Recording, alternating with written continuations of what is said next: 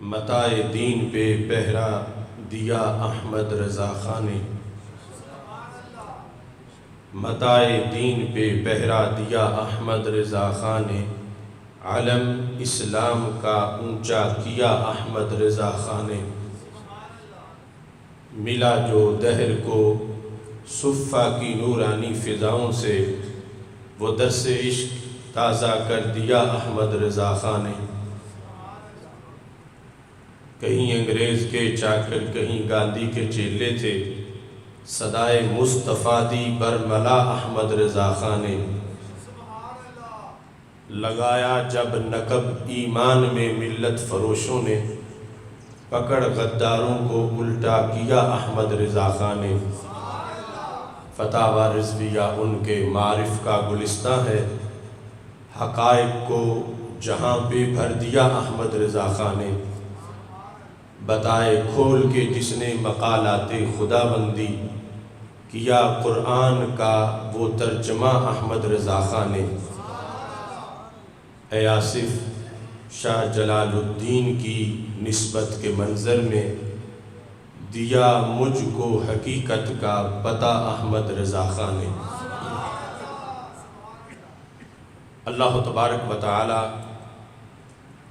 جل جلالہ وعم نوالہ واتم برہانہ وعظم شانہ وجل ذکرہ وعز اسمہ کی حمد و ثنا، اور حضور سرور کائنات، مفخر موجودات، زینت بزم کائنات، دستگیر جہاں، غم گسار زمان، سید سروراں،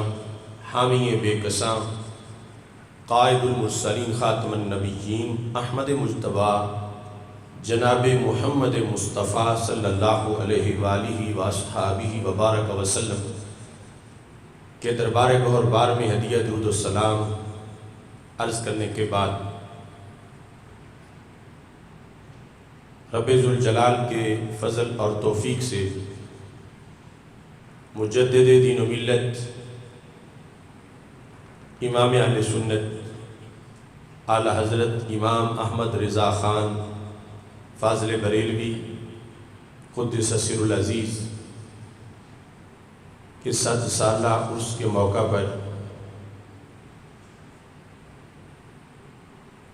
آپ کی تعلیمات کو اجاگر کرنے کے لیے یہ عظیم الشان افکار رضا سیمینار منعقد کیا جا رہا ہے۔ میری دعا ہے رب ذوالجلال منتظمین کے انتظام کو اور شرکاء کی شرکت کو اپنے دربار میں قبول فرمائے، اور جتنے لوگ اس وقت حاضرین ہیں یا ہمارے سامعین، ناظرین جو نیٹ کے ذریعے اس پروگرام کو سننے والے ہیں یا مستقبل میں سنیں گے، رب ذوالجلال سب کے لیے اس کو ایمان اور ایقان کی مزید روشنی کا باعث بنائے، اور خالق کائنات جل جلالہ اعلی حضرت فاضل بریلوی رحمۃ اللہ علیہ کے درجات کو مزید بلند فرمائے۔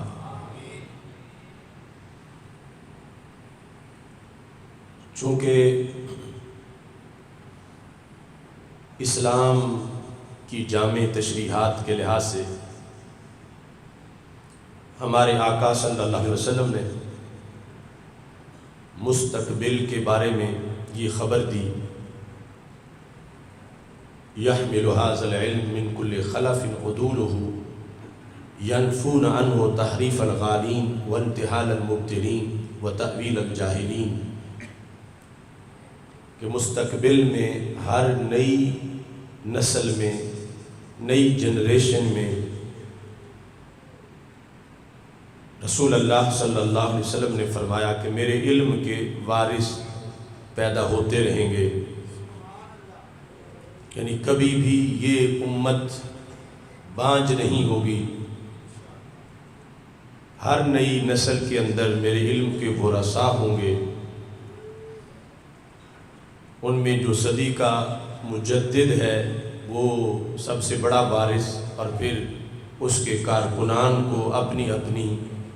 نسبت سے مبلغین کو یہ وراثت ملتی ہے۔ ینفون عنہ تحریف الغالین، ان کا کام یہ ہے کہ وقت گزرنے کے ساتھ ساتھ اس زمانے میں جو غالی لوگوں نے دین میں تبدیلی کی ہو تو وہ وارث اس تبدیلی کا پردہ چاک کر کے حقیقی دین لوگوں کے سامنے پیش کریں۔ وانتحال المبتلین، باطل پرستوں نے جو ہیلہ سازی کی ہو، مکر فریب کیا ہو، اس کا پردہ چاک کر کے حقیقی دین لوگوں کے سامنے پیش کریں۔ وتاویل الجاہلین، جاہل لوگوں نے جو اسلام کی غلط تشریحات اور غلط تعویلیں کی ہوں، ان کا حساب مکمل کر کے حقیقی دین لوگوں کے سامنے وہ پیش کریں۔ یہ ہمارے آقا صلی اللہ علیہ وسلم نے مستقبل کی خبر دی۔ جن لوگوں کے بارے میں سرکار دیکھ کر یہ ارشاد فرما رہے تھے، یقیناً امام احمد رضا فاضل بریلوی رحمۃ اللہ علیہ کا کردار یہ واضح کرتا ہے کہ آپ نے اپنے عہد میں وارث رسول صلی اللہ علیہ وسلم ہونے کا حق ادا کیا، اور جن جن فتنوں کے خلاف ڈٹ جانے کی نشانی سرکار نے بیان کی کہ وہ عالم بھی ہوں گے اور عادل بھی ہوں گے، اور اس کے بعد فتنوں کے مقابلے میں چپ نہیں کریں گے، چھپیں گے نہیں، بلکہ ان فتنوں کا ڈٹ کے مقابلہ کریں گے، خواہ وہ پہلے درجے میں جس کو فرمایا ینفون عنہ تحریف الغالین کہ ظالم جابر روشن دماغ ہونے کا دعوے دار نام نہاد لوگ، بادشاہ، حکومتیں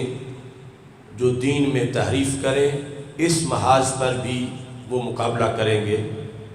اور علماء سوء آیات کا مفہوم بگاڑ کر تبدیل کر کے جو فتنہ پھیلائیں، اس کا بھی وہ مقابلہ کریں گے، اور خام فکر لوگ جہالت کی وجہ سے وہ چیز جو دین نہ ہو اسے دین بنائیں، اس کا بھی وہ مقابلہ کریں گے۔ تو اعلیٰ حضرت کی 1000 سے زائد تصنیفات ان فتنوں کے جواب میں ایک بہت بڑا بند ہے جو آپ نے علم و حکمت کے ذریعے سے باندھا، اور فتاوی رضویہ شریف اور آپ کا ترجمہ کنز الایمان، اس کی بہترین مثال ہمارے پاس موجود ہے۔ جن جن فتنوں کے خلاف آپ نے کام کیا، ان میں سے ایک فتنہ خوارج ہے کہ جو صحابہ کرام رضی اللہ تعالی عنہم کی محبت کا دعویٰ کر کے رسول اللہ صلی اللہ علیہ وسلم کی آل، آپ کے اہل بیت اطہار رضی اللہ تعالی عنہم سے بغض رکھتے ہیں اور بغض کرتے ہیں، جس طرح کہ دوسری طرف روافض ہیں جو اہل بیت رضی اللہ تعالی عنہم سے محبت کا اظہار کر کے دعویٰ کر کے صحابہ سے اپنے بغض کو ترقی دیتے ہیں، بغض کا اظہار کرتے ہیں۔ اعلیٰ حضرت رحمۃ اللہ علیہ نے ان تمام فتنوں کے مقابلے میں قرآن و سنت کا جھنڈا بلند کیا، اور جس کی برکتیں آج بھی موجود ہیں اور انشاءاللہ قیامت تک موجود رہیں گی۔ ہمارا آج کا جو موضوع ہے وہ محبت اہل بیت رضی اللہ تعالی عنہم کے لحاظ سے ہے کہ محبت اہل بیت رضی اللہ تعالی عنہم اہل سنت کا شعار ہے، اہل سنت کی علامت ہے، اہل سنت کی پہچان ہے۔ اس لحاظ سے ایک موضوع افکار رضا کا ہمارا پہلے بھی ہو چکا ہے، لیکن آج اسی سلسلے میں ایک نیا موضوع ہے کہ اعلیٰ حضرت رحمۃ اللہ علیہ نے رسول اللہ صلی اللہ علیہ وسلم کے اہل بیت اطہار کی فضیلت کس انداز میں بیان کی ہے۔ چونکہ قرآن مجید برہان رشید میں رب ذوالجلال نے انما یرید اللہ لیذھب عنکم الرجس اہل البیت ویطہرکم تطہیرا، اس آیت کے اندر رسول اللہ صلی اللہ علیہ وسلم کے خاندان کی باقی خاندانوں کے لحاظ سے جو عظمت اور برتری ہے اور ان کو جو چادر تطہیر دی گئی ہے اس کا ذکر فرمایا، اور ساتھ ہی قرآن مجید برہان رشید میں قُلْ لَا أَسْأَلُكُمْ عَلَيْهِ أَجْرًا إِلَّا الْمَوَدَّةَ فِي الْقُرْبَى کہہ کر خالق کائنات جل جلالہ نے اہل بیت اطہار کی محبت کا تقاضا رسول اللہ صلی اللہ علیہ وسلم کی طرف سے کروایا ہے کہ میرے محبوب آپ ان کو کہہ دیں یہ دعوت ایمان اور نعمت اسلام جو میں تمہارے تک پہنچا رہا ہوں اس پر میں تم سے کسی اجر کا تقاضا نہیں کرتا، یہ ہے کہ تم میرے قربا سے جو قرابت دار ہیں، میری آل ہے، میرا خاندان ہے، ان کی عقیدت، ان کی محبت تم اپنے دل میں رکھو، اور یہ محبت امت کے لیے لازم کی گئی، امت کی بہتری کے لیے اور سلامتی ایمان کے لیے اور فردوس میں جگہ پانے کے لیے یہ محبت قرآن و سنت میں ہمارے لیے ضروری قرار دی گئی۔ اس سلسلہ میں سب سے پہلے یہ جاننا ضروری ہے کہ نبی اکرم نور مجسم شفیع معظم صلی اللہ علیہ وسلم کے خاندان میں اور باقی لوگوں کے خاندانوں میں ہمارے آقا صلی اللہ علیہ وسلم نے کیا فرق بیان کیا ہے۔ فتاوی رضویہ شریف کے جلد نمبر 23 میں اعلی حضرت رحمۃ اللہ علیہ نے ایک پورا رسالہ لکھا ہے جس کا نام ہے اراءۃ الادب لفاضل النسب، نسبی فضیلت والے کو ادب کی راہ دکھانا۔ اس کے اندر مختلف جہتوں سے جو نسب کی فضیلت بنتی ہے آپ نے اس کو بیان کیا، اور بالخصوص اس کے اندر رسول اللہ صلی اللہ علیہ وسلم کی نسبت سے جو اہل بیت اطہار کو شان ملی ہے اس کو اپنا موضوع بنایا، اور اس میں آپ نے یہ عنوان قائم کیا کہ رسول اللہ صلی اللہ علیہ وسلم کا خاندان یہ اللہ تعالیٰ کا انتخاب ہے، اللہ کی پسند ہے۔ ظاہر ہے کہ جتنی بڑی کوئی ذات ہو اتنا ہی اچھا اس کا انتخاب ہوتا ہے، اور جتنا اعلیٰ کسی کا علم ہو اتنا ہی اعلیٰ اس کا انتخاب ہوتا ہے۔ تو اہل بیت اطہار علیہم الرضوان کے نفوس قدسیہ کی ولادت سے پہلے ازل میں ہی رب ذوالجلال ان کے بارے میں سب کچھ جانتا تھا۔ یعنی ہم انتخاب کرتے ہیں، کسی کو کسی کام کے لیے منتخب کرتے ہیں تو ہمیں چونکہ فیوچر کا پتہ نہیں ہے تو ہو سکتا ہے دوسرے دن ہی ہمارا انتخاب ناکام ہو جائے، لیکن اللہ تعالیٰ کو تو قیامت تک سب کچھ پہلے ہی پتہ تھا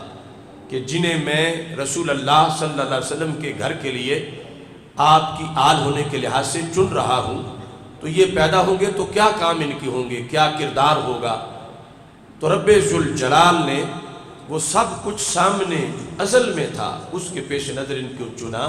کہ یہ اتنے عظیم ہیں کہ ان کے اندر کوئی بھی ایسی چیز نہیں جو خاندان نبوت کے منافی ہو اور سرکار کی نسبت کے شایان شان نہ ہو، بلکہ یہ سارے وہ لوگ ہیں کہ جن کو اس میرٹ پر جو سب رسولوں کے سردار حضرت محمد مصطفیٰ صلی اللہ علیہ وسلم کی شان ہے کہ ان جیسا نبیوں میں کوئی نبی نہیں اور رسولوں میں کوئی رسول نہیں، تو پھر نبیوں کے خاندانوں پر بھی آپ کی خاندان کو فضیلت دینے کے لحاظ سے رب ذوالجلال نے انہیں اس نسل پاک میں پیدا فرمایا کہ ازل سے رب ذوالجلال ان کی افضلیت اور ان کی برتری کو جاننے والا تھا۔ لہٰذا آج اگر کوئی شخص اہل بیت اطہار رضی اللہ تعالی عنہم میں سے کسی کے بارے میں معاذ اللہ کوئی تنقید کرتا ہے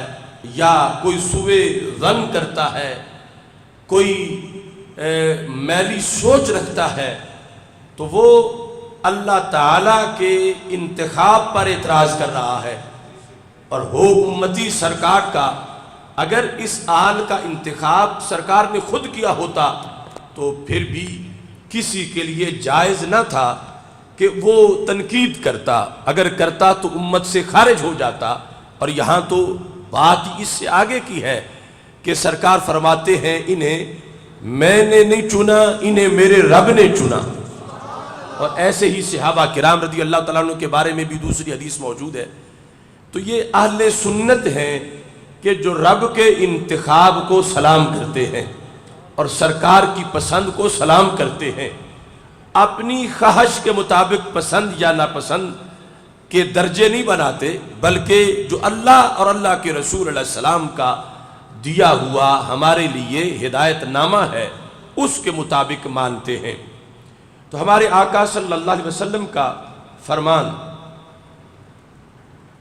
مسلم شریف میں موجود ہے، جامع ترمذی میں موجود ہے، اور اس کے علاوہ بخاری شریف میں بھی فضیلت کا یہ باب موجود ہے۔ ہمارے آقا صلی اللہ علیہ وسلم نے جہاں جہاں سے آپ کا نور گزرا ہے، سیدنا آدم علیہ السلام سے لے کر سیدہ آمنہ رضی اللہ تعالی عنہا کی گود تک، وہ پوری ہسٹری آپ نے اس انداز میں بیان کی جس کو اعلیٰ حضرت فاضل بریلوی رحمۃ اللہ علیہ نے یہ عنوان قائم کر کے لکھا کہ ہمارے آقا صلی اللہ علیہ وسلم افضل ترین قبیلہ میں پیدا ہوئے۔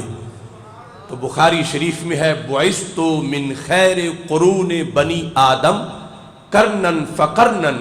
حتی کنت فی القرن الذی کنت فیہ۔ یہ گفتگو تقریر میلاد بھی ہے کہ سرکار اپنی جلوہ گری خود بیان کر رہے ہیں اور اس کی شان کو بیان کر رہے ہیں کہ دنیا میں آیا تو کس طرح آیا، اور میرا نور جہاں سے گزرا رب نے اس گزرگاہ کو کتنا مقدس بنایا، پاک پشتوں پاک رحموں کی طرف یہ جو نور منتقل ہوتا آیا۔ تو سرکار فرماتے ہیں کہ پورا میرا نسب آباء و اجداد اوپر حضرت عبداللہ رضی اللہ تعالیٰ عنہ سے لے کر سیدنا آدم علیہ السلام تک، فرما ہر زمانے میں اس زمانے اور اس صدی کے جو سب سے افضل لوگ تھے رب نے میرے نور کے لیے انہیں پسند فرمایا تھا۔ بعثت من خیر قرون بنی آدم، یعنی آج ہم کسی خاندان کی افضلیت کا فیصلہ کرنے بیٹھے تو دیکھیں گے کہ آج یہ ہے، اس سے پہلے باپ کون تھا، دادا کون تھا، پردادا کون تھا۔ تو یہ ہمارے آقا صلی اللہ علیہ وسلم نے خود اپنے خاندان کا پس منظر بیان کرتے ہوئے یہ ارشاد فرمایا جو کہ صحیح بخاری میں موجود ہے، بعثت من خیر قرون بنی آدم۔ قرن جس طرح صدی کو کہتے ہیں ایسے ہی قرن جنریشن کو بھی کہتے ہیں، ہر زمانے کے لوگ، ہر صدی کے لوگ، فرمایا ان میں سے جو خیر تھے، شر کے مقابلے میں خیر، اس زمانے کے جو افضل لوگ تھے رب نے انہیں میرے نسب کے لیے پسند فرمایا تھا۔ اس سے یہ بھی پتہ چلا کہ ہمارے آقا صلی اللہ علیہ وسلم کے آباء و اجداد میں سے نہ کوئی کافر تھا نہ کوئی مشرک تھا، اس واسطے کہ لفظ خیر نہ کافر پہ بولا جاتا ہے نہ مشرک پہ بولا جاتا ہے،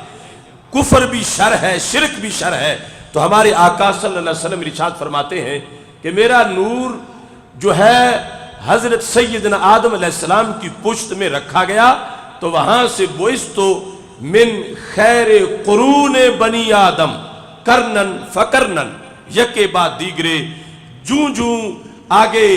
اولادیں آتی گئیں تو میرا نور آگے منتقل ہوا، حتی کنت فی القرن الذی کنت فیہ، یہاں تک کہ جس دور میں میری ولادت ہوئی اللہ تعالیٰ نے میرا نور اس دور تک پہنچا دیا۔ دوسری حدیث جامع ترمذی میں، اس کے اندر ہمارے آقا صلی اللہ علیہ وسلم فرماتے ہیں، اور یہ ایک خاص پس منظر ہے کہ ایک دن کچھ لوگوں نے ہمارے آقا صلی اللہ علیہ وسلم کے خاندان کے بارے میں کچھ نازیبا گفتگو کی، منافقین کے ٹولے نے. تو ہمارے آقا صلی اللہ علیہ وسلم نے اس پر باقاعدہ جلسہ کیا،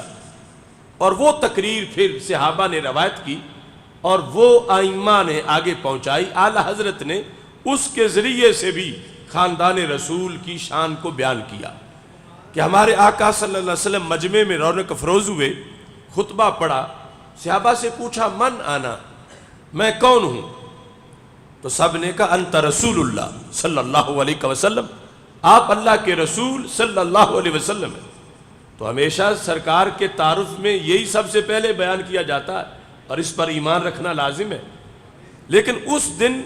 سرکار نے یہ جواب سن کے دوبارہ فرمایا من آنا، میں کون ہوں؟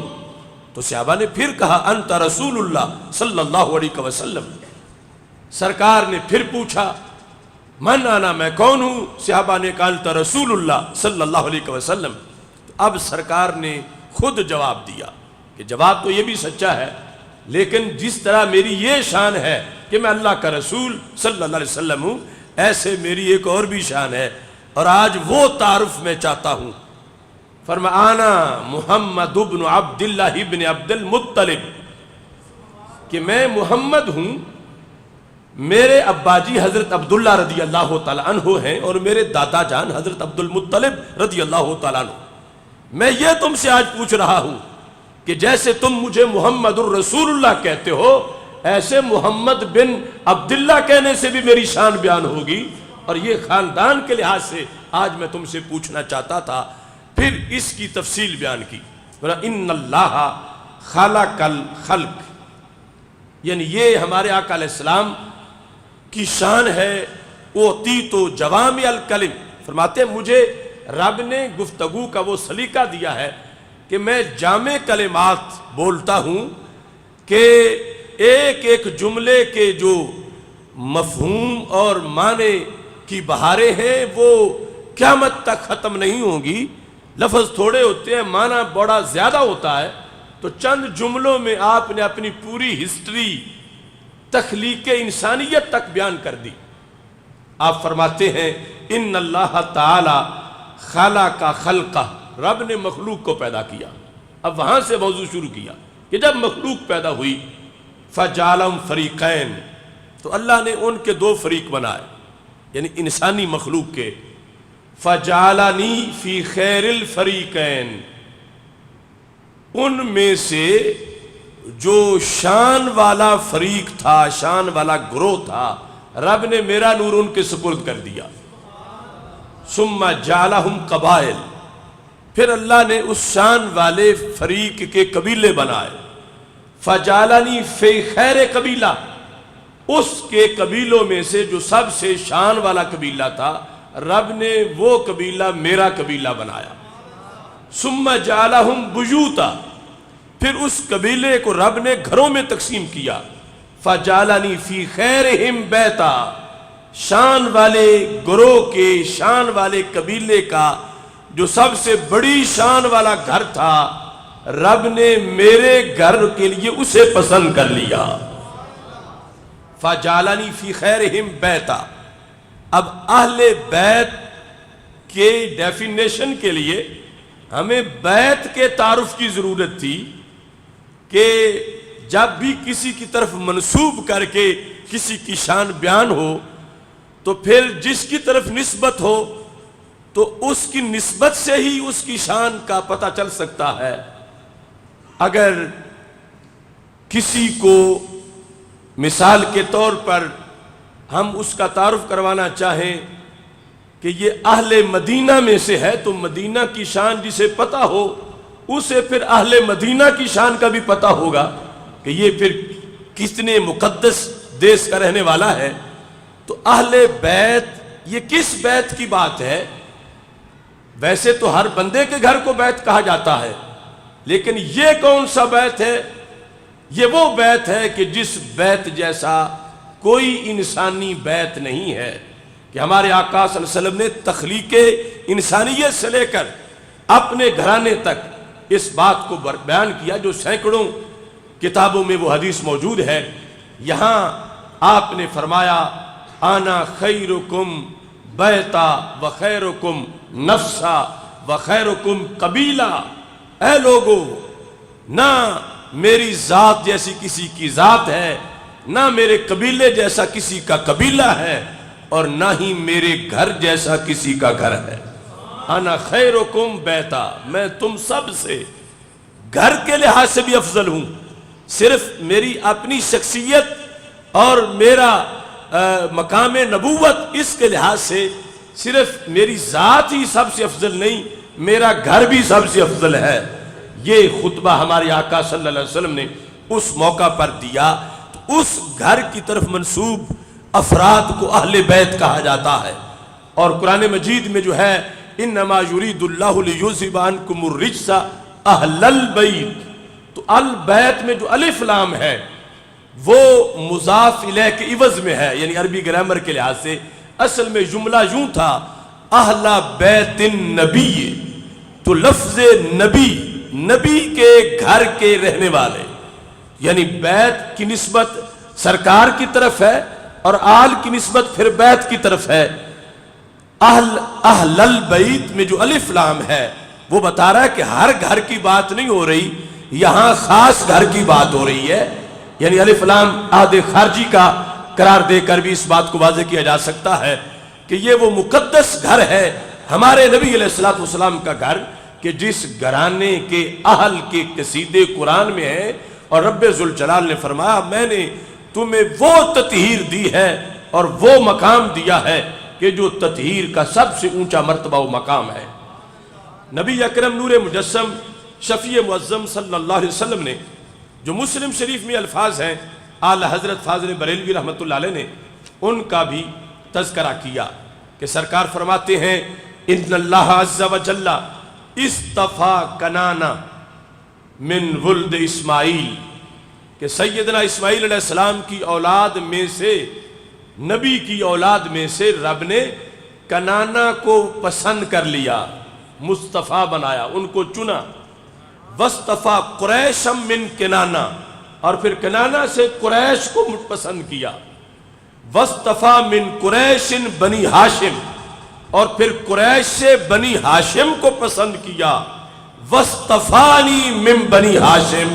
اور بنی ہاشم سے رب نے مجھے چن لیا۔ یہ لفظ استفاء جس کی وجہ سے ہمارے نبی علیہ السلام کو مصطفیٰ کہا جاتا ہے، تو مصطفیٰ آباد والو اس چیز کو یعنی ذہن میں رکھو کہ یہ سرکار نے ہسٹری میں لفظ بولا تھا کہ رب نے مصطفیٰ کا مطلب ہوتا ہے چنا ہوا، اور چننے والا کون ہے؟ رب۔ فرمایا رب ذوالجلال نے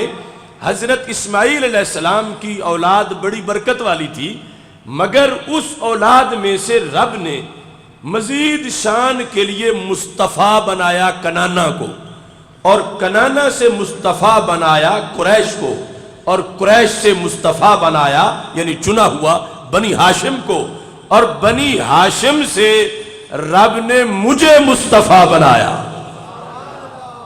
تو ہم یہ افکار رضا سیمینار کر رہے ہیں تو یہ اتفاق سے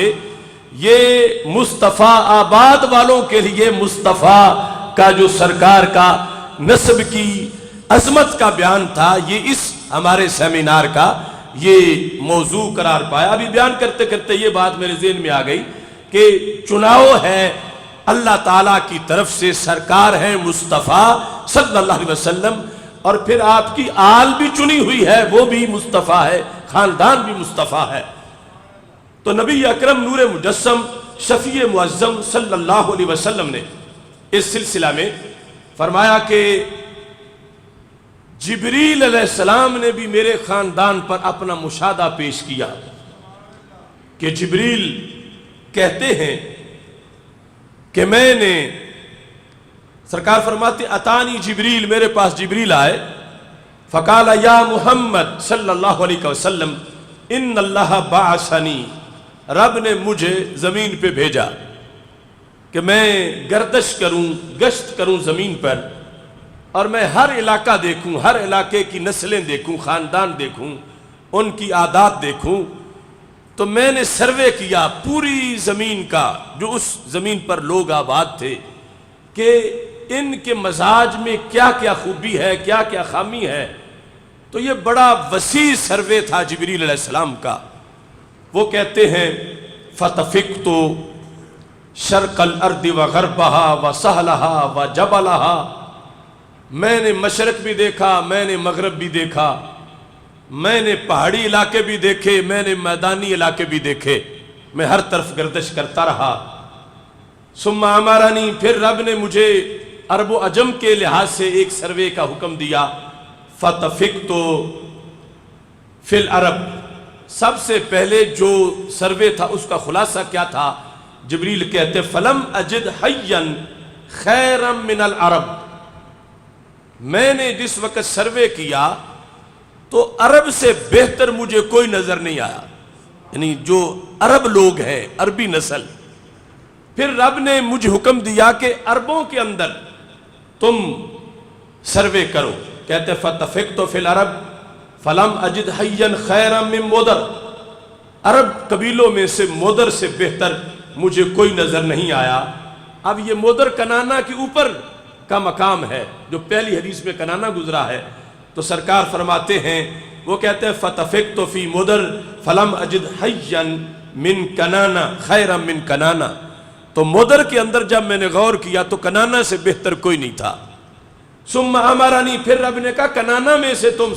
آگے اپنی تحقیق کرو۔ حالانکہ رب تو سینوں کے راز جانتا ہے، مگر یہ گواہی بالآخر جبریل کی گواہی تھی۔ فَتَفِقْتُ فِي کنانا، میں نے کنانا میں پھر شروع کیا تدبر۔ تو اس کا خلاصہ کیا تھا؟ کہتے ہیں فَلَمْ أَجِدْ حَيًّا خَيْرًا مِنْ قُرَيْشٍ، قریش سے بہتر مجھے کوئی نظر نہیں آیا۔ ثم امرنی فَتَفِقْتُ فِي قُرَيْشٍ فَلَمْ أَجِدْ حَيًّا خَيْرًا مِنْ بنی ہاشم، بنو ہاشم سے بہتر مجھے کوئی نظر نہیں آیا۔ ثم امرنی ان اختار من انفسہم، رب نے کہا بنی ہاشم کے اندر جو لوگ پیدا ہونے ہیں، یہ ازل سے انتخاب تھا، سب سے شان والا جو ہے وہ فرد چنو۔ کہتے ہیں فَلَمْ أَجِدْ فِيهَا نَفْسًا خَيْرًا مِّن نَفْسِكَ، کہ یا رسول اللہ صلی اللہ علیہ وسلم، آپ کی ذات سے بہتر مجھے کوئی ذات نظر نہیں آئی۔ تو اس میں بھی نبی اکرم نور مجسم شفیع معظم صلی اللہ علیہ وسلم نے اس حقیقت کو واضح کیا کہ جو جبریل علیہ السلام نے بار بار کہا کہ قلبت الارض مشارقها ومغاربها فلم اجد بنی ابن افضل من بنی ہاشم، کہ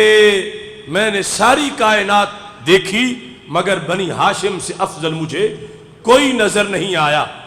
یہی بولے سدرا والے چمنے جہاں کے تھالے، سبھی ہم نے چھان ڈالے، تیرے پائے کا نہ پایا، تجھے یک نے یک بنایا۔ یہ جو نعت کے اندر بھی فاضل بریلوی رحمت اللہ علیہ نے فرمایا ہے، تو وہ اسی حدیث کی تشریح ہے۔ یہی بولے سدرا والے یعنی جبریل علیہ السلام، چمنے جہاں کے تھالے، سبھی ہم نے چھان ڈالے، تیری پائے کا نہ پایا، تجھے یک نے یک بنایا۔ تو سرکار سے پہلے کا جو جہان تھا، اس کے لحاظ سے اس خاندان کی جو عظمت ہے اس کو ان احادیث میں بیان کیا گیا۔ اعلیٰ حضرت فاضل بریلوی رحمت اللہ علیہ نے بطور خاص اس مقام پر ان کو لکھا۔ اور اب اس سے آگے میرے آقا صلی اللہ علیہ وسلم سے جو سلسلہ شروع ہوا اور آپ کی اولاد پاک اور پھر آپ کی ازواج مطہرات اور بالخصوص آل ابا، جن کو چادر کے نیچے کر کے میرے آقا علیہ السلام نے فرمایا اللہم ہؤلاء اہل بیتی، حضرت مولا علی رضی اللہ تعالی عنہ، سیدہ فاطمۃ الزہرا رضی اللہ تعالی عنہا، سیدنا امام حسن رضی اللہ تعالی عنہ، سیدنا امام حسین رضی اللہ تعالی عنہ، اور ایسے ہی جو آگے سلسلہ یہ مقدس چلا۔ تو میرے آقا صلی اللہ علیہ وسلم نے ارشاد فرمایا ہے، جس کو امام حاکم نے مستدرک میں روایت کیا، کہ سرکار فرماتے ہیں کل سبب و نسب منقطع یوم القیامہ الا سببی و نسبی، قیامت کے دن ہر سبب منقطع ہو جائے گا اور ہر نسب منقطع ہو جائے گا۔ یعنی منقطع ہونے کا مطلب ہے کہ وہ کام نہیں دے گا کہ کوئی کہے رب چونکہ میرا فلاں فیملی سے تعلق ہے تو اس فیملی کی وجہ سے مجھے کوئی اضافی نمبر مل جائے، مجھے کچھ رعایت ہو جائے، تو ایسا نہیں ہوگا۔ یا کوئی کہے میرا دنیا میں فلاں بندہ سبب تھا اور وہ میرا ذریعہ تھا، اس کی وجہ سے مجھے کچھ آج عافیت مل جائے، تو سرکار فرماتے ہیں کسی کا وہاں کسی کا کوئی پروٹوکول نہیں ہوگا، کسی کی کوئی ویلیو نہیں ہوگی، کسی کا کوئی لحاظ نہیں ہوگا، لیکن الا سببی و نسبی، میرے نسب کی عزت میدان معاشر میں بھی ہوگی۔ یعنی جن کا میرے ساتھ تعلق ہے نسب کے لحاظ سے، سادات کرام، فرمایا باقی خاندانوں کے لحاظ سے کوئی فرشتہ سن کے کسی کو کوئی چھوٹ نہیں دے گا، لیکن میرے خاندان، اور صرف خاندان ہی نہیں، فرمایا جن کا میں سہارا ہوں ان کا سہارا بھی قیامت کو نہیں ٹوٹے گا۔ الا سببی و نسبی، میرے والا جن کا سبب ہے یہ سبب کام آئے گا، اور میرے والا جن کا نسب ہے وہ نسب بھی کام آئے گا۔ تو یہ نبی اکرم نور مجسم شفیع معظم صلی اللہ علیہ وسلم نے اس انداز میں اپنے خاندان کی عظمت کو اجاگر کیا، اور ساتھ یہ بھی ارشاد فرمایا، اور یہ بھی خصوصی طور پر موقع تھا کہ کچھ منافقین نے رسول اللہ صلی اللہ علیہ وسلم کے آل کے لحاظ سے اس طرح کی باتیں کیں، تو سرکار نے فرمایا ما بال اقوامی یزعمون ان قرابتی لا تنفع، پر ان لوگوں کی کیا حالت ہے جو یہ گمان کرتے ہیں کہ مجھ سے رشتے میں قرب کا کوئی فائدہ نہیں ہے۔ یہ ہوتے کون ہیں، ان کی حیثیت کیا ہے؟ رب نے میری وجہ سے جس کو عزت دینی ہے، ان کا اس میں کیا ان کی شراکت ہے کہ یہ اس طرح کی باتیں کرتے ہیں؟ رب نے مجھے شان دی، ما بال اقوامی یزعمون ان قرابتی لا تنفع، ان لوگوں کی حیثیت کیا ہے، وہ ہوتے کون ہیں جو یہ بات کریں کہ میری قرابت اور خاندانی رشتہ مجھ سے یہ فائدہ نہیں دے گا۔ فرمایا اتنا فائدہ ہے کل سبب و نسب ینقطع یوم القیامہ الا نسبی و سببی فإنہا موصولۃ فی الدنیا والآخرہ۔ اس میں اضافہ کیا، فرمایا میرے نسب اور سبب کا دنیا میں بھی فائدہ ہے، آخرت میں بھی فائدہ ہے، یہ ملا ہوا ہے، یہ ٹوٹے گا نہیں۔ رب ذوالجلال اس کی وجہ سے خالق کائنات جل جلالہ فائدہ عطا فرمائے گا۔ اور ساتھ ہی ہمارے آقا صلی اللہ علیہ وسلم نے ایک حدیث جو ذکر کی ہے، اس سے امام احمد رضا بریلوی رحمت اللہ علیہ نے استدلال کیا لوگوں کو سمجھانے کے لیے، چونکہ وہ بات عام لوگ جن کا تعلق دوسرے کسی طبقہ سے ہے وہ بھی ذکر کرتے ہیں، اور پھر جو معاشر کا فائدہ ہے اس کی کئی قسمیں مختلف احادیث میں بیان کی گئی ہیں۔ ابن ماجہ کے اندر ایک حدیث ہے کہ جب قیامت کے دن لوگ صفوں میں کھڑے ہوں گے، یعنی جہنم بھیجنے سے پہلے جب جہنمیوں کی لائنیں بنیں گی تو معاذ اللہ اہل جہنم لائنوں میں کھڑے ہوں گے، تو ایک بندہ ان کے پاس سے گزرے گا، جہنمیوں کی لائنوں کے پاس سے، اور ایسے ہی جب اہل جنت کی لائنیں ہیں تو ان کے پاس سے کوئی جہنمی گزرے گا، آپس میں اس طرح آمنا سامنا ہو جائے گا۔ تو سرکار فرماتے ہیں فَيَمُرُّ الرَّجُلُ مِنْ أَهْلِ النَّارِ عَلَى الرَّجُلِ مِنْ أَهْلِ الْجَنَّةِ، کہ جہنمی اس صف کے پاس سے گزرے گا جہاں سارے جنت والے کھڑے ہیں، فیقول یا فلان، تو جہنمی گزرتے ہوئے اس بندے کو پہچان جائے گا جو اس کے زمانے کا تھا، اس کے علاقے کا تھا، اور اس سے اس کی پہچان تھی۔ یہ اسے کہے گا اما تذکر یوم کذا و کذا، تمہیں فلاں دن یاد نہیں ہے؟ استقیت فسقیتک شربتن، تجھے پیاس لگی ہوئی تھی، تم نے پانی مانگا تھا، اور جب تم نے پانی مانگا تو میں نے تمہیں پانی پلایا تھا۔ تو پھر آج تیرا تو بیڑا پار ہو گیا ہے اور تو جنتی بن گیا ہے، تو پھر میرے بارے میں بھی کچھ کر، چونکہ میرا اتنا تو تیرے ساتھ احسان ہے نا کہ میں نے تجھے پانی پلایا تھا۔ یعنی اس سے ضروری نہیں کہ کوئی جوس یا شربت پلایا ہو، یعنی صرف سادہ پانی پر بھی وہ یہ قیامت کے دن سرکار فرما رہے ہیں کہ وہ امید رکھ بیٹھے گا کہ چونکہ پانی تو میں نے اسے پلایا تھا اور یہ جنت جا رہا ہے، تو پھر میں اسے کہتا ہوں کہ تو میری بھی سفارش کر۔ تو میرے آقا صلی اللہ علیہ وسلم ارشاد فرماتے ہیں وہ سفارش کر دے گا اللہ سے، فَيَشْفَعُ لَهُ، جب وہ سفارت کرے گا سفارش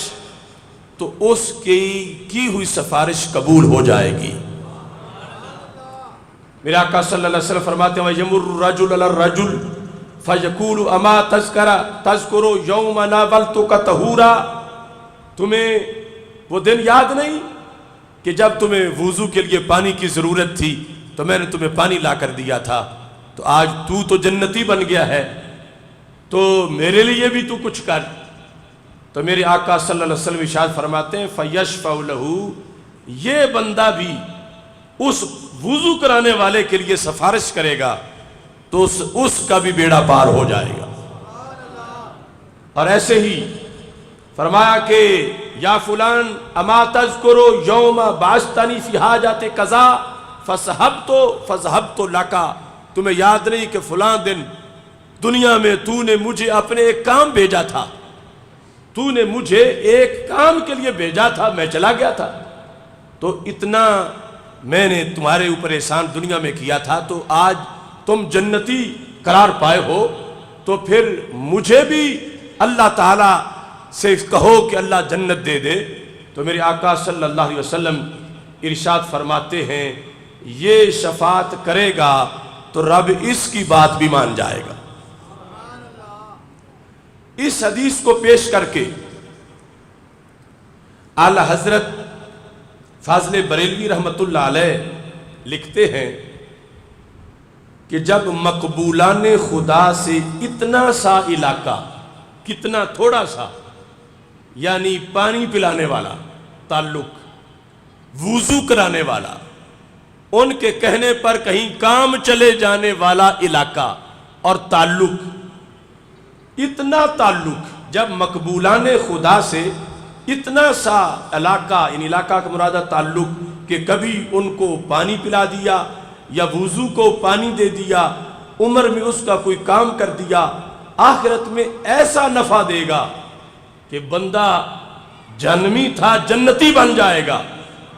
تو کہتے تو خود ان کا جز ہونا کس درجہ نافع ہونا چاہیے کہ سرکار صلی اللہ علیہ وسلم کا جو جز ہے، فاطمہ تو بدعۃ منی،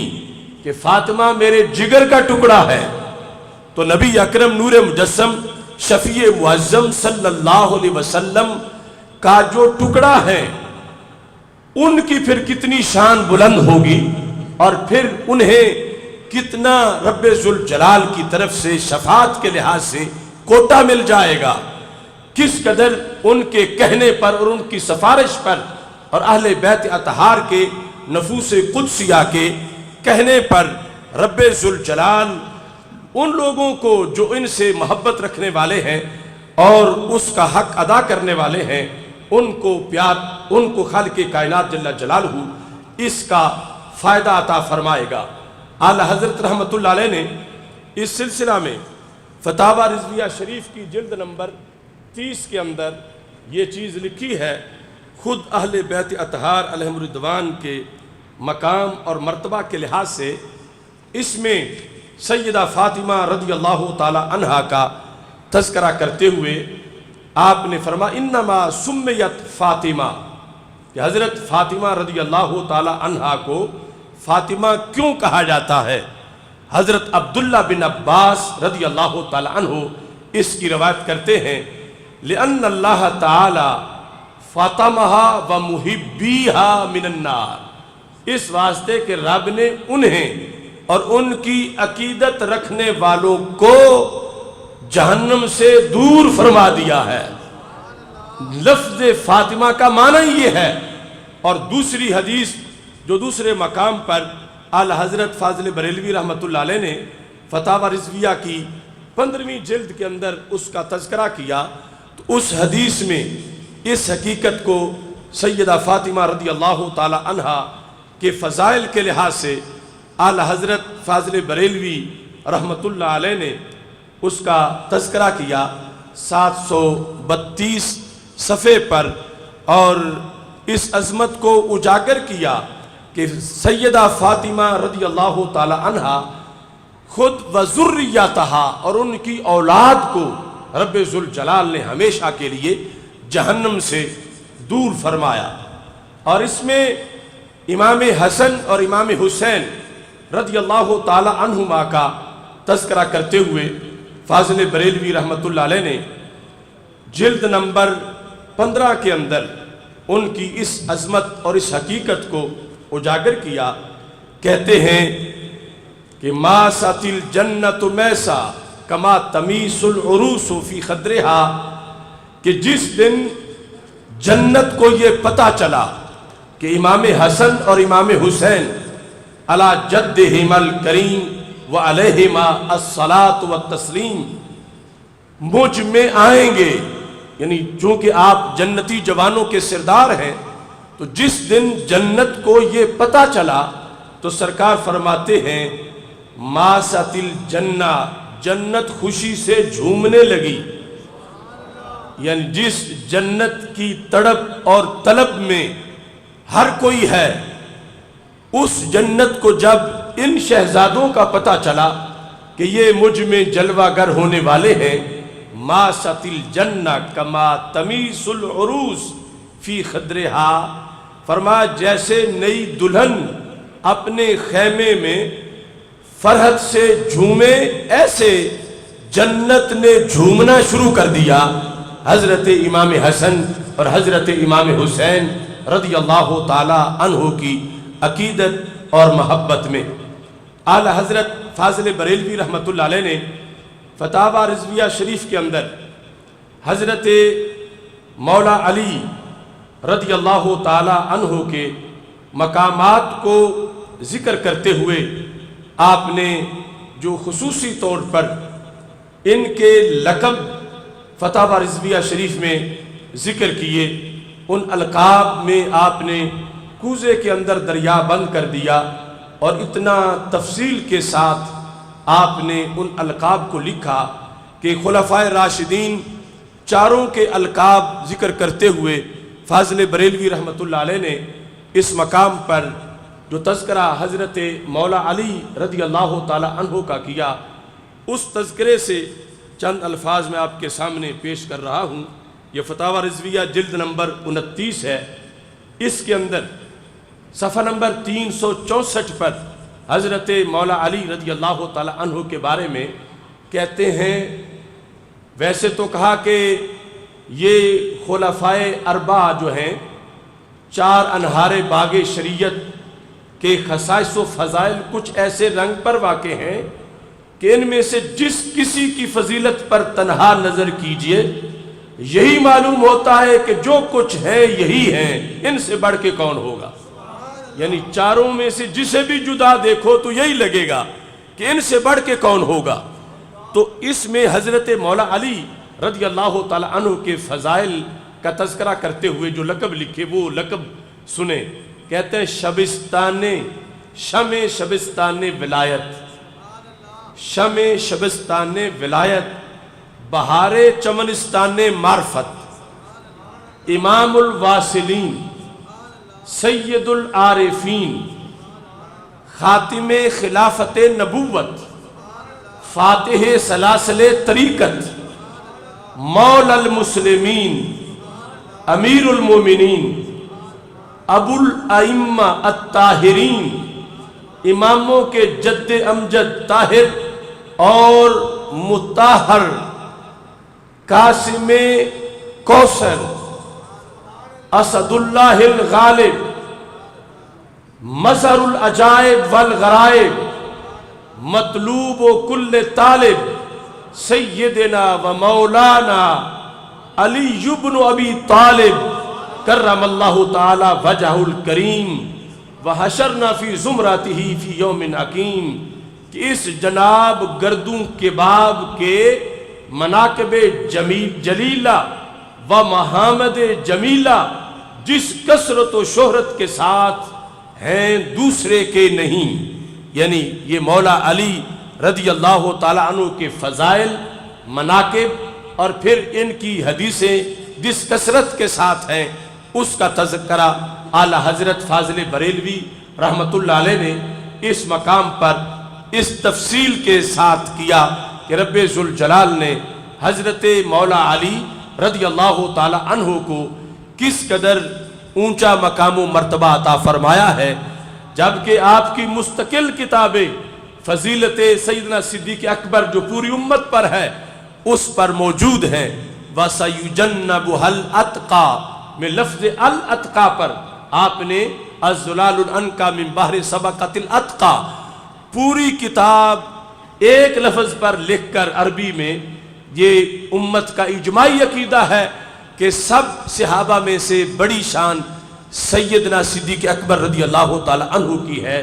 اور یہ یہاں بھی اس چیز کو واضح کیا کہ مگر کثرت فضائل و شہرت فواضل اور فضیل چیزیں دیگر و فضیلت و کرامت امر آخر، کہ اس میں کوئی شک نہیں کہ فضائل کی حدیثیں حضرت مولا علی رضی اللہ تعالی عنہ کی جس کثرت سے ہے وہ ان کی امتیازی شان ہے، لیکن رب ذوالجلال نے جو افضلیت عطا کی حضرت صدیق اکبر رضی اللہ تعالی عنہ کو، اس کی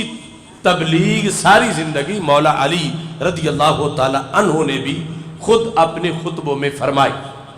حضرت مولا علی رضی اللہ تعالی عنہ کے مقام کے لحاظ سے خوارج کو دعوت دیتے ہوئے اعلیٰ حضرت نے خصوصی ایک حوالہ پیش کیا۔ خوارج بر صغیر کے اندر حضرت شاہ ولی اللہ محدث دہلوی کا نام استعمال کرتے ہیں اور ان کی طرف اپنے آپ کو منسوب کرتے ہیں، اور ایسے ہی حضرت شاہ عبدالعزیز رحمت اللہ علیہ کی طرف بھی اپنے آپ کو منسوب کرتے ہیں۔ تو اعلیٰ حضرت فاضل بریلوی رحمت اللہ علیہ نے کہا کہ شاہ ولی اللہ محدث دہلوی کا تو مولا علی سے اتنا پیار تھا، اور ان کی جو اوراد و وظائف کی کتاب ہے اس میں انہیں ناد علی والی دعا لکھی ہوئی ہے، اور یہ فتاوی رضویہ کی نویں جلد کے 821 صفحے پر اعلیٰ حضرت نے حضرت شاہ ولی اللہ محدث دہلوی رحمت اللہ علیہ ان کی کتاب الانتباہ فی سلاسل اولیاء اللہ، اس کے اندر انہوں نے یہ لکھا، این فقیر خرقہ از شیخ ابو طاہر کردی پوشیدہ، کہ اس فقیر نے شیخ ابو طاہر کردی سے خلافت کا جبہ پہنا، اور اس کے ساتھ ساتھ انہوں نے مجھے جواہر خمسہ میں جو کچھ لکھا ہے اس کے عمل کی اجازت دی۔ جواہر خمسہ کے عمل کی انہوں نے مجھے اجازت فرمائی۔ تو جواہر خمسہ سے اعلیٰ حضرت رحمت اللہ علیہ نے پھر آگے اس چیز کو پیش کیا کہ جواہر خمسہ کے اندر اوراد و وظائف میں کیا لکھا ہوا ہے۔ تو جواہر خمسہ میں دعائے سیفی پڑھنے کا طریقہ لکھا ہوا ہے، اور وہ طریقہ کیا ہے، ناد علی 7 بار یا 6 بار یا 1 بار بخان وآئیس، کہ طریقہ یہ ہے کہ دعا نعت علی جو ہے وہ 7 بار پڑھو یا 3 بار پڑھو یا 1 بار پڑھو. وَآئِیَس، اور وہ دعا ہے کیا؟ دعا یہ ہے نعت علیہ، جس کا ترجمہ ہے تو آواز دے حضرت علی رضی اللہ تعالیٰ عنہ کو. یعنی یہ جو نعت علیہ ہے، کچھ لوگ جو اردو کا لفظ ناد ہے جو ایک سین کی طرح کا ہوتا ہے وہ شاید سمجھتے ہیں، تو یہ عربی کا لفظ ہے جس جو امر ہے نادا یا یناد یو باب سے ناد، اے مخاطب تو بلا حضرت علی رضی اللہ تعالی عنہ کو. کون علی؟ مظہر العجائب، کہ جن سے عجیب چیزوں کا صدور ہوتا ہے، جو مظہر ہیں عجائب کے جائے ظہور ہیں. نادے کے جواب میں کیا ہوگا؟ تجد ہو اون اللہ کا فن نوائب، تو پالے گا مولا علی رضی اللہ تعالی عنہ کو کہ وہ مشکلات میں تیری مدد کریں گے. نوائب نائبہ کی جمع ہے، مصیبتیں جو عارض طاری ہوتی ہیں. فرمایا تجد ہو اون اللہ کا فی النوائب، تم ان کو یوں پاؤ گے کہ وہ تمہاری مصیبتوں میں مدد کر رہے ہیں. اور ساتھ کل ہم و غم سینجلی بے ولایت کا یا علی یا علی یا علی. تو اب یہ نعت علی والی دعا مکمل ہو رہی ہے. کل ہم و غم سینجلی، ہر فکر اندیشہ ہر غم تھوڑی دیر کے بعد چھوڑ جائے گا. سینجلی ہٹ جائے گا، ہر ہم غم ختم ہو جائے گا. کیسے؟ بے ولایت کا، اے علی تیری ولا کی وجہ سے. تو یہ خصوصی طور پر کل ہم و غم سینجلی، ہر ہم ہر غم جو ہے وہ ختم ہو جائے گا. کیسے؟ بے ولایت کا، آپ کی ولایت کی وجہ سے. یا علی یا علی یا علی 3 بار اس دعا کے اندر جواہر خمسہ میں یہ نعت علی کے الفاظ موجود ہیں. تو اعلیٰ حضرت فاضل بریلوی رحمۃ اللہ علیہ نے اس کو ذکر کر کے یہ کہا، اگر مولا علی کو مشکل کشا ماننا، مصیبت کے وقت مددگار جاننا، ہنگامے غم و تکلیف اس جناب کو ندا کرنا، یا علی کا دم بھرنا شرک ہو تو معاذ اللہ تمہارے نزدیک حضرات مذکورین سب کفار و مشرکین ٹھہرے. یعنی شاہ ولی اللہ، پھر آگے ان کی اولاد، اور یہ سارا سلسلہ جس میں یہ دعا بطور ورد کی جاتی ہے. تو خوارج کو کہا، یعنی جو ان کی طرف اپنے آپ کو منسوب کر کے اپنے مدارس چلاتے ہیں، اپنی تنظیمیں چلاتے ہیں، اور پھر مولا علی سے بغض کا دھندا کرتے ہیں، تو آپ نے ان کو متوجہ کیا کہ پھر تمہارے نزدیک تو یہ سب مشرکین ٹھہرے، اور انہیں ہی اپنا تم شیخ مانتے ہو، مرشد مانتے ہو. سب سے بڑھ کر بھاری مشرک کٹر کافر ایازم باللہ شاہ ولی اللہ ہوں، جو مشرکوں کو اولیاء اللہ جانتے ہیں،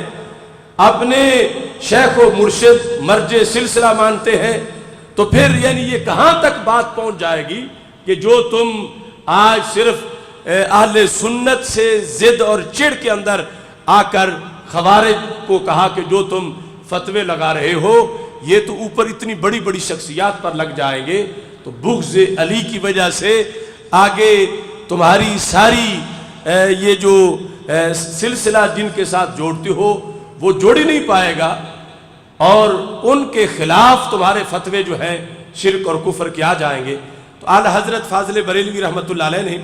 اس طرح یعنی مقام علی کی طرف متوجہ کرنے کے لیے خوارج کو اوپر ان شخصیات کا حوالہ دیا جن کی طرف خوارج اپنے آپ کو منسوب کرتے ہیں. ایسے ہی ایک مقام پر اعلی حضرت فاضل بریلوی رحمۃ اللہ علیہ نے فتاوی رضویہ شریف میں اس حقیقت کو بھی واضح کیا ایک سوال کے جواب کے اندر، وہ جلد نمبر 29 ہے، اس میں آپ نے ایک سوال کا جواب لکھا اور اس میں کافی تفصیلات لکھیں۔ اس جواب کے لحاظ سے بھی یہ حقیقت آج کے موضوع کا ضروری حصہ ہے۔ آپ سے جب یہ سوال کیا جا رہا تھا کہ کوئی شخص اگر یہ کہتا ہے فتاوی رضویہ کے ایک خصوصی مقام پر جہاں یہ واضح کیا کہ غیر نبی کو نبی پر فضیلت نہیں دی جا سکتی، اور ساتھ دوسری حقیقت جو فتاوی رضویہ کی 28ویں جلد میں آپ نے اس کو خصوصی طور پر تحریر کیا، وہ صفحہ نمبر 465 پر ہے۔ سوال یہ تھا کہ زید کہتا ہے چونکہ علی المرتضیٰ رضی اللہ تعالی عنہ نے 8-10 برس کی عمر میں اسلام قبول کیا، اور اس سے پہلے کبھی دامن پاک آپ کا نجاست شرک و کفر سے آلودہ نہیں ہوا، یعنی 8-10 سال کی عمر سے پہلے بھی دامن آپ کا نجاست شرک و کفر سے آلودہ نہیں ہوا۔ اور پھر حدیث شریف میں ہے کل مولود یولد علی الفطرہ، کہ ہر بچہ فطرت اسلام پہ پیدا ہوتا ہے۔ تو سائل اس بندے نے، زید نے کہا کہ یہ حدیث دلالت کرتی ہے کہ کل بچے کا دین اسلام ہے، یعنی بچہ جب پیدا ہوتا ہے اس وقت اس کا دین اسلام ہوتا ہے، لہٰذا ہم کہہ سکتے ہیں کہ جناب علی المرتضیٰ رضی اللہ تعالی عنہ ہمیشہ سے مسلمان تھے۔ یہ زید کا عقیدہ ہے کہ جناب علی المرتضیٰ رضی اللہ تعالیٰ عنہ ہمیشہ سے مسلمان تھے، یہ زید نے کہا۔ عمر کہتا ہے کہ جب علی المرتضیٰ کرم اللہ تعالی وجہہ نے 8-10 برس کی عمر میں اسلام قبول کیا، تو یہ کہنا کہ آپ ہمیشہ سے مسلمان تھے محض غلط ہے۔ بینوا توجروا، کہ اے امام احمد رضا آپ اس کا جواب دیں کہ ان میں سے زید سچا ہے یا عمر سچا ہے۔ یعنی زید کی دلیل یہ ہے کہ 8-10 برس میں اسلام قبول کر لیا، اور اس سے پہلے کبھی دامن پاک آپ کا نجاست شرک و کفر سے آلودہ نہیں ہوا۔ اور پھر ادھر حدیث ہے کہ ہر بچہ فطرت پہ پیدا ہوتا ہے، تو اس پر اس نے کہا ہم کہہ سکتے ہیں کہ جناب علی المرتضیٰ رضی اللہ تعالیٰ عنہ ہمیشہ سے مسلمان تھے۔ عمر کہتا ہے جب علی رضی اللہ تعالیٰ عنہ نے 8-10 برس کی عمر میں اسلام قبول کیا، تو یہ کہنا کہ آپ ہمیشہ سے مسلمان تھے، چونکہ اب قبول کیا تو پھر اس کا خیال تھا ہمیشہ سے، پھر کیسے ان کو مسلمان کہیں۔ اس میں سے وہ پہلے قول کو غلط کہتا ہے۔ الجواب، اعلیٰ حضرت نے لکھا قول زید حق، یعنی وہ جس نے کہا تھا کہ حضرت علی رضی اللہ تعالی عنہ کو یہ کہہ سکتے ہیں کہ ہمیشہ سے مسلمان تھے، ہمیشہ سے مسلمان تھے، اس کے بارے میں قول زید حق و مقبول و ذم امر باطل و مخذول ہے۔ قول زید حق و مقبول ہے و ذم امر باطل و مخذول ہے، یعنی جو اس قول کو غلط قرار دے رہا ہے، اور اس میں کہا کہ میں نے اس پر ایک پوری کتاب لکھی ہے، نام ہے اس کا تنزیہ المکانۃ الحیدریہ عن وسمۃ عہد الجاہلیہ، کہ حیدری مقام و مرتبہ کا جاہلیت کے عہد کے عیب سے پاک ہونا۔ تنزیہ المکانۃ الحیدریہ عن وسمۃ عہد الجاہلیہ، اس میں بھی 14-15 صفحات کا ایک فتویٰ تفصیل سے موجود ہے، وہ کتاب علیحدہ ہے۔ اب یہ جواب لکھ کر فرمایا زید جو کہہ رہے ہیں نا کہ ہمیشہ سے مسلمان کہہ سکتے ہیں، فرمایا اگرچہ عمر تو اس کو اس لحاظ سے غلط کہہ رہا ہے کہ جب قبول کیا 8-10 سال میں تو ہمیشہ سے کیسے کہہ سکتے ہیں؟ فرمایا میرے نزدیک یہ جو کہہ سکتے ہیں کا لفظ ہے یہ قابل اعتراض ہے۔ کہہ سکتے ہیں کیوں؟ ہاں عبارت زید میں یہ لفظ قابل گرفت ہے کہ ہم کہہ سکتے ہیں۔ کیوں قابل گرفت ہے؟ کہ اس سے بوئے ذوف آتی ہے، اس سے بوئے ذوف آتی ہے، کہ گزارا ہو سکتا ہے کہ ہم کہہ لیں کمزور سی بات، کیسا کہنا جائز ہو، اس سے کمزور بات کی خوشبو آتی ہے، بو آتی ہے۔ تو کہنے لگے بلکہ یوں کہنا چاہیے کہ ہم اعتقاد رکھتے ہیں اور بالیقین کہتے ہیں، ہم اعتقاد رکھتے ہیں اور بالیقین کہتے ہیں کہ حضرت مولا علی ہمیشہ سے مسلمان تھے۔ یعنی ہم کہہ سکتے ہیں کا جملہ کمزور ہے، اس سے اگلا جملہ بولنا چاہیے، اور وہ جملہ اس طرح کا ہے کہ فرمایا کہ ہاں عبارت زید میں یہ لفظ قابل گرفت ہے کہ ہم کہہ سکتے ہیں، اس سے بوئے ذوف آتی ہے، بلکہ یوں کہنا چاہیے کہ ہم اعتقاد رکھتے ہیں، ہم بالیقین کہتے ہیں۔ اب یہاں اس مسئلے کی وضاحت میں اب آگے روافض کا اور ہمارا تھوڑا سا فرق ہے۔ روافض یہ جو جملہ ہے کہ مولا علی اسلام لائے، اس کے بھی خلاف ہے، کہ یہ نہیں کہنا چاہیے کہ وہ 8 سال کی عمر میں انہوں نے اسلام قبول کیا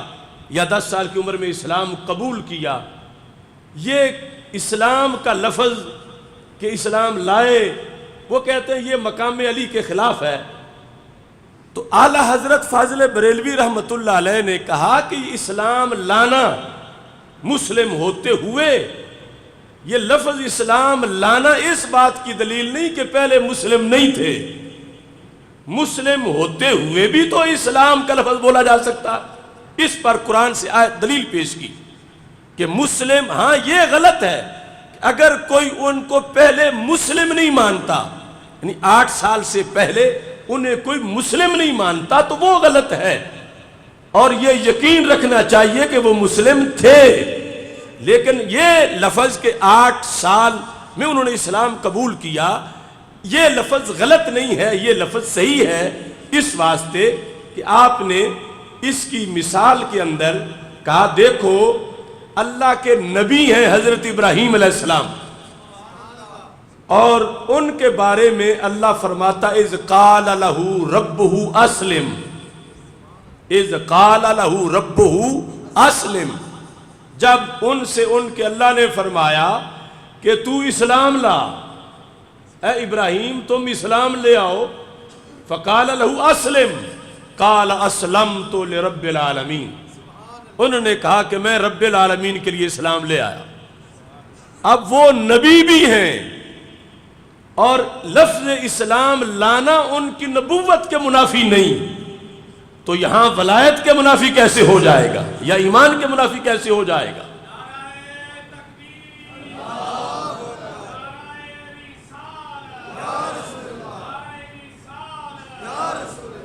اعلیٰ حضرت فاضل بریلوی رحمۃ اللہ علیہ کہتے ہیں جب خلیل کبریا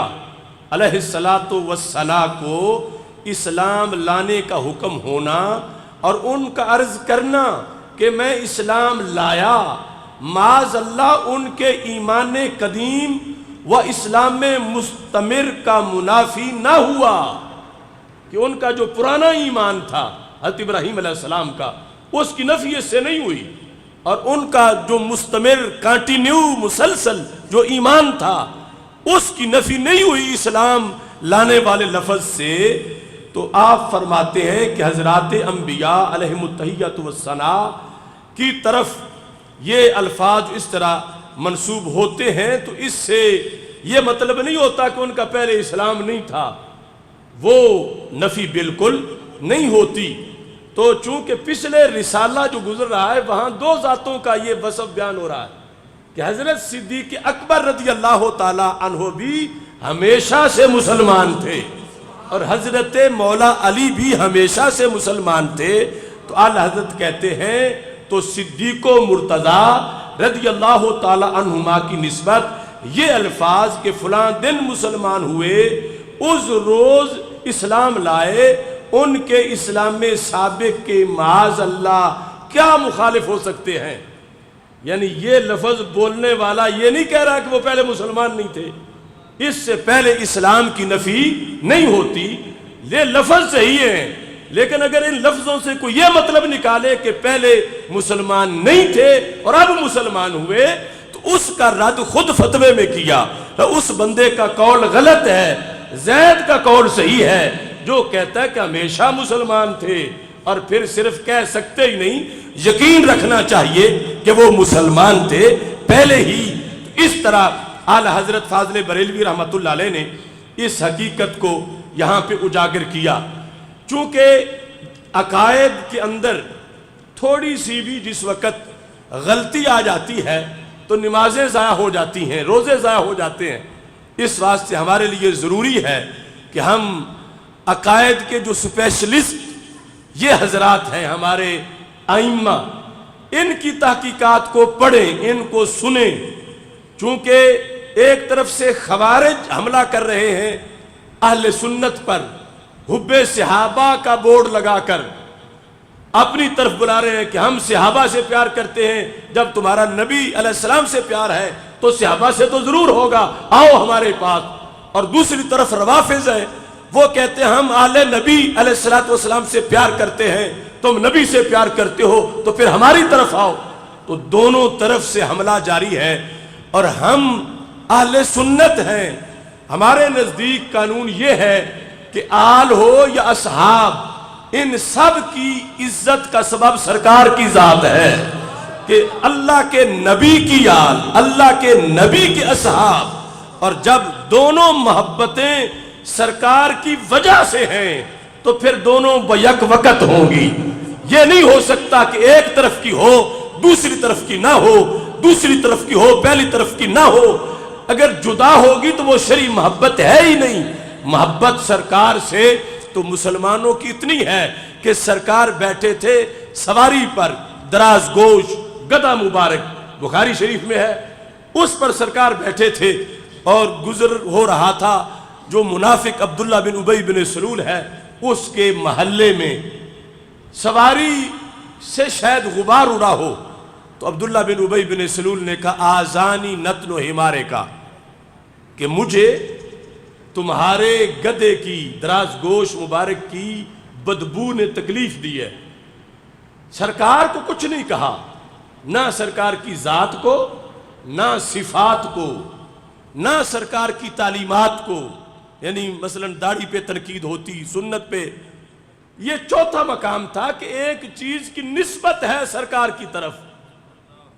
وہ کیا؟ ہمارے رسول، رسول علیہ السلام کا گدھا، تو کتنی دور کی نسبت ہے۔ ایک ہے آل رسول، ایک ہے اصحاب رسول،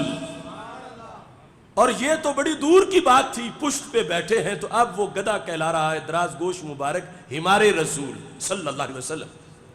اس کو کہا کیا گیا؟ اس کو بدبو والا کہا گیا۔ تو یہ حدیث بخاری شریف میں ہے کہ حضرت عبداللہ بن رواحہ رضی اللہ تعالیٰ عنہ صحابی رسول علیہ السلام ساتھ تھے، تو سرکار سے پیار جو تھا اس کی وجہ سے اس سواری کی بھی بے ادبی برداشت نہ ہوئی، حالانکہ محلہ ان کا تھا، عبداللہ بن ابی بن سلول منافق کا، اس کے چیلے بیٹھے ہوئے تھے، اور ابن رواحہ نے یہ بھی انتظار نہیں کیا کہ پیچھے صحابہ کو تو بلا کے لے آؤ، خود لڑ پڑے اور جملہ کیا بولا، واللہ لحمار رسول اللہ صلی اللہ علیہ وسلم اطیب ریحا منکا، خدا کی قسم ہے میرے نبی علیہ السلام کا گدا مبارک اے عبداللہ بن ابی بن سلول تو اس سے کہیں زیادہ خوشبو والا ہے۔ تو اب جس وقت جلالین میں یہ الفاظ ہیں واللہ لبول حمار رسول اللہ صلی اللہ علیہ وسلم اطیب ریحا منکا، خدا کی قسم میرے نبی علیہ السلام کی سواری کا پیشاب بھی تو سے کہیں زیادہ خوشبو والا ہے۔ لڑائی ہو گئی جوتوں سے اور ڈنڈوں سے، یہ باب ہے پورا بخاری میں، ضرب بالیدی والنعال۔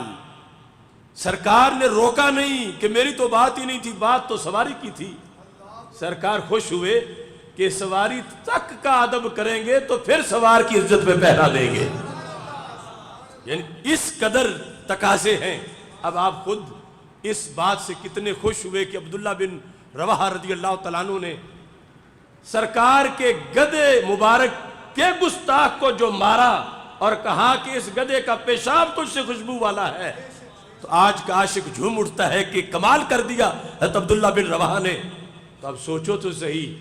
کس وجہ سے کہ عبداللہ بن رواحہ یہ پیغام دے رہے تھے کہ پھٹی پہ قرآن رکھو تو اس کا ادب ہے، تو جس پشت پہ صاحب قرآن بیٹھے ہوں پھر اس کا ادب کیوں نہیں ہے؟ پھر کیسے ہم سن لیں کہ وہ بدبو والی سواری ہے؟ اب سوچو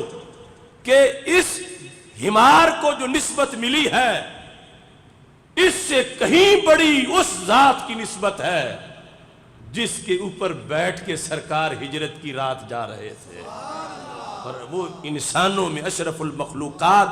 خیر الامت میں سب سے افضل، ان کو پھر کتنی بڑی نسبت ملی ہے۔ اور پھر مولا علی رضی اللہ تعالی عنہ کو کتنی بڑی نسبت ملی ہے،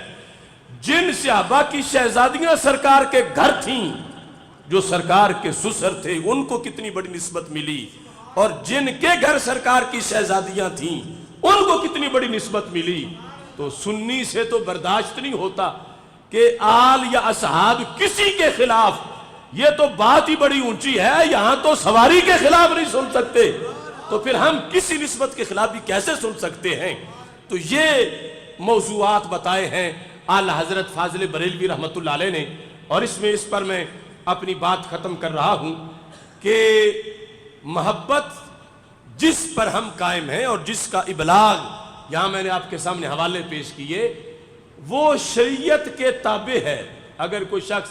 کہتا ہے میری محبت ہے، میں جتنی چاہوں کروں مولا علی کے ساتھ، یہ ملا مفتی مجھے کیا روک سکتے ہیں، تو ملا مفتی کی مجال نہیں ہے، حکم ہے اللہ اور اللہ کے رسول صلی اللہ علیہ وسلم کا۔ اس بنیاد پر جہاں شریعت نے کہا یہاں تک جانا ہے، اس سے آگے نہیں جانا، تو جو جائے گا، پھر سرکار نے خود فرمایا علی تیرے اندر ایک وصف عیسیٰ علیہ السلام والا ہے، ان کے بارے میں بھی 2 ٹولے جہنم میں گئے، ایک وہ جنہوں نے ان سے پیار کیا تو حد سے بڑھ گئے، انہیں وہ مان لیا جو وہ نہیں تھے، وہ تھے نصارہ کہ انہیں اللہ کا بیٹا کہہ دیا، تو پھر جنت میں کیسے جا سکتے تھے؟ اب غدت الیہود، یہود نے بغض کیا، یہاں تک کہ سیدہ مریم پر بھی انہوں نے الزام لگا دیا بغض عیسیٰ میں، تو وہ بھی جہنم میں گئے۔ تمہارے بارے میں بھی 2 طبقے جہنم میں جائیں گے، یہ باقاعدہ مسند امام احمد میں حدیث ہے، مشکات شریف میں حدیث ہے۔ لہٰذا وہ 2 طرح کی محبت وہ ہے جس کی مذمت سرکار نے کی اور مذمت خود مولا علی نے کی۔ میرے مسئلے میں مولا علی نے کہا یا لکفیہ اسنان رجلان، میرے بارے میں 2 قسم کے لوگ ہلاک ہو جائیں گے، ایک وہ جو میرے بغض میں میری وہ شان بھی نہ مانے جو رب نے دی ہے، اور دوسرے وہ جو میرے پیار میں مجھے وہ کہہ دے جو شان رب نے نہیں دی۔ تو دونوں طرف ہلاکت ہے، اور درمیان میں ہے اہل سنت و جماعت کا مذہب جو یہاں ہم نے بیان کیا ہے۔ اس واسطے فتاوی رضویہ شریف میں یہ 228 صفحے پر جلد نمبر 29 میں ایک سوال کا جواب دیا گیا، اس میں پوچھا گیا آپ سے کہ اگر کوئی شخص مولا علی رضی اللہ تعالی عنہ کو کسی نبی پر فضیلت دے